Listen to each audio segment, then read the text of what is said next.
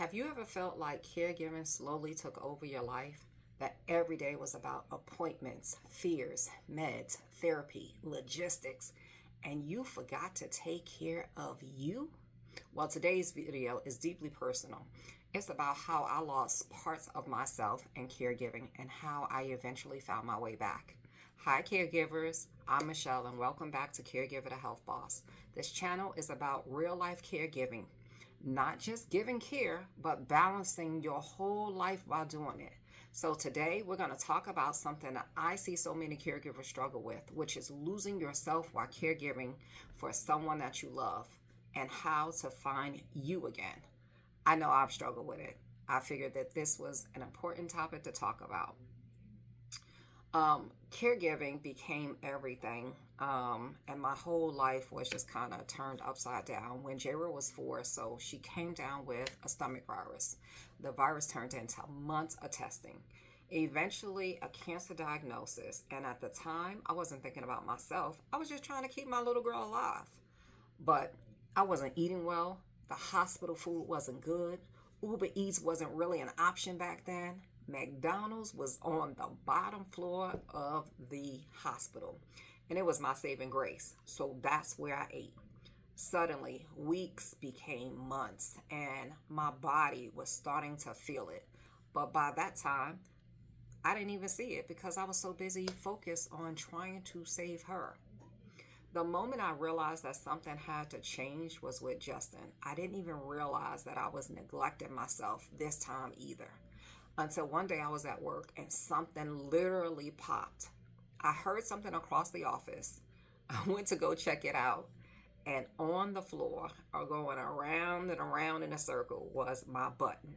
It popped off my pants and flew across the room. That button was like, I quit. That moment made me stop and think, like, wait, hold on. Your button just popped off. You're tired all the time. Your clothes don't fit. You're attributing everything because you have a travel job, but something may not be right. That was my turning point.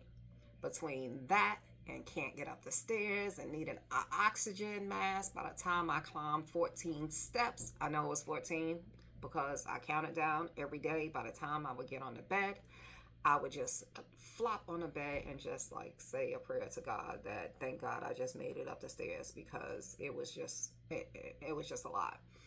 So how I started taking my health seriously was I started with one simple goal, which was I just planned to lose 30 pounds in 6 weeks. I had a program that was going to help me, but to be honest, I really wasn't optimistic. I told myself, look, I will be happy if I just lost 5 pounds in 6 weeks. But I stuck with the plan, and inevitably I had people coming up to me asking me, what are you on? You so energetic. You just bouncing around here, around the office. You just going from here to there. Are you on drugs? So as I laughed, but I told them that that reaction is something that told me what was important. How your health is how you show up. Not just physically, but emotionally, spiritually, mentally, and relationally. Like, your health is everything. So I started working on each of those buckets. Like, I started finding my way back spiritually. So for 16 years after Jaerah passed, I was just kind of distant from prayer. I knew God was there, but I wasn't showing up. And then something just kept nudging me to open my Bible. And then finally, I just started reading. I got the Bible app. I started reading Bible plans. And not just flipping through the pages, but like finding plans that were like 3 days or 5 days and just following a plan and kind of being very diligent with it. And then once, one day I just kind of picked a 1 year and a Bible plan. So that's 365 days. It just kind of goes through the entire Bible. And I believe it was like on day 4, day 5, I read the book of Job, and it just resonated with me. And if you're familiar with the book of Job, then you understand like how Job's loss, his suffering, his endurance through pain, like all of this gave me spiritual grounding when caregiving just kind of felt heavy. I just kept kind of relaying back to how Job was restored. Like he lost his family. He lost all his children. He lost his livelihood. Like he was sick.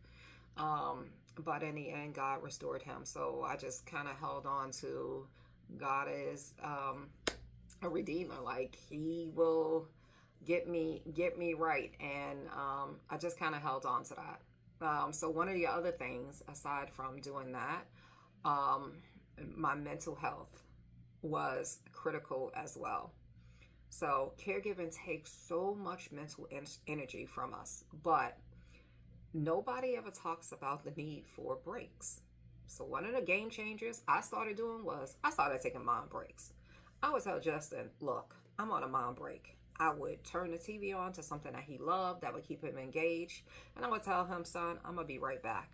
Then I go in the other room. Either I close my eyes for 15 minutes, I scroll on my phone, I play a game, just whatever I needed to do just to feel myself again. Whether it was a sweet treat or just whatever. No guilt, just to refresh myself. Mom breaks saved my sanity. As far as my finances were concerned, just definitely having to get creative with solutions. So, with all of the back and forth, with having children who have been sick for over 20 years, there were times that finances were tight, and especially medical bills piling up. We live over 50 miles one way to the treatment facility for both of the kids. So I learned how to coupon really well. I had a nurse who came to take care of Justin, and every day she would have a paper. So she was in there with her paper one day, and I came in there and I was like, you have this paper every day. What are you doing with it? And she said, well, I coupon. I said, coupon? She said, yes, I coupon. I said, like extreme couponing? She was like, well, yeah. So I kind of stormed out of the room, and I know she didn't know what to expect. I came back with a pen and paper, and I sat down and I was like, look, I'm ready. She said, ready? Ready for what? Oh, I'm ready to learn how to coupon. I'm like, because you in here every day, so I just want to learn. So she was kind enough to show me what she did. She even took me to the store for my very first transaction. And on the first transaction, I got back a little under $10. I was like, so wait a minute, they're going to pay me to come in and shop? Oh, okay, game over. So I got really good at it that a lot of times I would pay $1 for or less for most items. So your shampoos and conditioners, and not the really cheap ones, the really expensive ones, feminine products, laundry detergent, regular detergent, just like cleaning supplies, like everything, $1 or less. And then, like I said, a lot of times stores would give me money back. And if they give me money back, which is called overage, I would just take that money and I would go buy meat.